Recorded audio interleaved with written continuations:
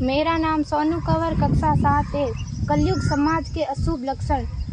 कुटुंब कम हुआ, संबंध कम हुआ, प्रेम कम हुआ, मर्यादा कम हुई, लाज लज्जा कम हुई, विनम्रता कम हुई, समर्पण कम हुए, पुस्तक वाचन कम हुआ, खान पान की शुद्धता कम हुई, बाल कम हुए, कपड़े कम हुए, नींद कम हुई, घी मक्खन कम हुआ, पीतल तांबे के बर्तन कम हुए, भाई भाई का प्रेम कम हुआ, सत्य कम हुआ, अतिथि कम हुए, धैर्य कम हुआ, श्रद्धा और विश्वास कम हुआ, बड़ों का सम्मान कम हुआ और भी बहुत कुछ कम हुआ, जिससे जीवन सहज था, सरल था। संतान को दोष न दे। बालक या बालिका को इंग्लिश मीडियम में पढ़ाया, अंग्रेजी बोलना सिखाया। बर्थडे और मैरिज एनिवर्सरी जैसे जीवन के शुभ प्रसंगों को अंग्रेजी कल्चर्स के अनुसार जीना ही श्रेष्ठ माना।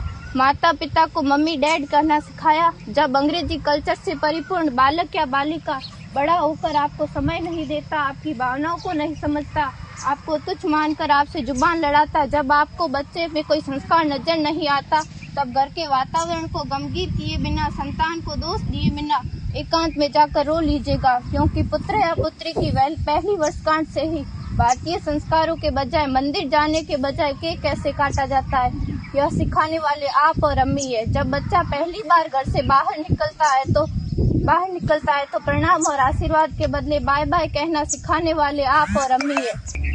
हम परीक्षा देने जाते समय इष्ट देव बड़ों के पैर छूने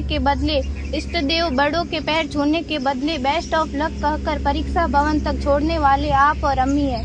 बालक या बालिका के सफल होने पर घर में परिवार के साथ बैठकर खुशियां मनाने के बदले होटल में पार्टी मनाने की प्रथा को बढ़ावा देने वाले आप और अम्मी है।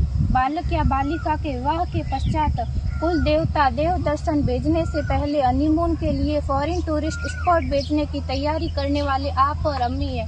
ऐसी कई ढेर सारी अंग्रेजी कल्चर्स को हमने जाने अनजाने स्वीकार कर दिया है। अब तो बड़े बुजुर्गों के पैर छूने में भी शर्म आती है। गलती किसकी? मात्र आपके माता और पिता की। अंग्रेजी अंतर्राष्ट्रीय भाषा है, से काम काज हेतु सीखना है, अच्छी बात है, लेकिन इसकी संस्कृति को अपने जीवन में उतारने की तो कोई बाध्यता नहीं थी।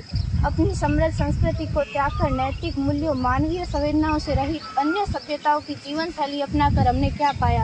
अवैध संबंध, टूटते रिश्ते, व्यसन युक्त धन, थके हारे मन, छल भरे रिश्ते, अनुशासनहीन संतानें, असुरक्षित समाज। एक बार विचार जरूर कीजिएगा कि संस्कारवान पीढ़ी क्यों आवश्यक है।